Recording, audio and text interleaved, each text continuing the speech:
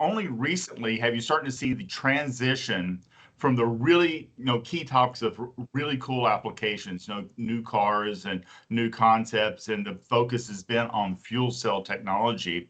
Obviously, what you're starting to see around the globe is the infrastructure now needed to be put together for all this to actually work and pull together. So today, instead of showing slides, I'd like to talk a little bit about the infrastructure is what the topic is today. So Gen H2 is a premier provider of liquid hydrogen infrastructure solutions. So liquid is really the key. So those of you that have seen me speak before, we've been focusing on liquid technology, or at least my team has, for almost 3 decades. Our mission is to advance the hydrogen economy by accelerating the infrastructure build out to support the energy needs, not only for the land, but the air, sea, and of course, space.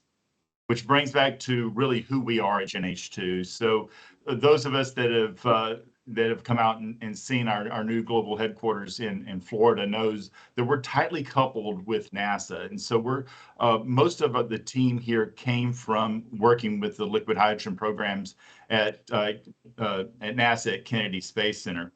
And we've grown that technology. And as we did this work for the space world, we were finding out there was all these small solutions, these small concepts that are needed to advance this hydrogen economy, specifically on the infrastructure side. As I mentioned, we're based in Titusville, Florida, but we also have research centers in New Mexico. And this is a very important point to talk about, because what we have learned, especially dealing with liquid, is that elevation and humidity matters. And so as we build out infrastructure solutions, whether in the deserts of New Mexico to very cold temperatures in Northern Europe, we have to design infrastructure that works across all climates and all different variations of, like I said, altitude and humidity are the other two big ones. And so what we've done is we actually have the work we're doing here in Florida, extremely high humidity, almost zero elevation. Our research facility in New Mexico, 7,000 feet elevation, only 32% humidity. And what happens is that you start seeing changes of everything and how things work, including everything from the valves to the tubes and just the transfer of hydrogen.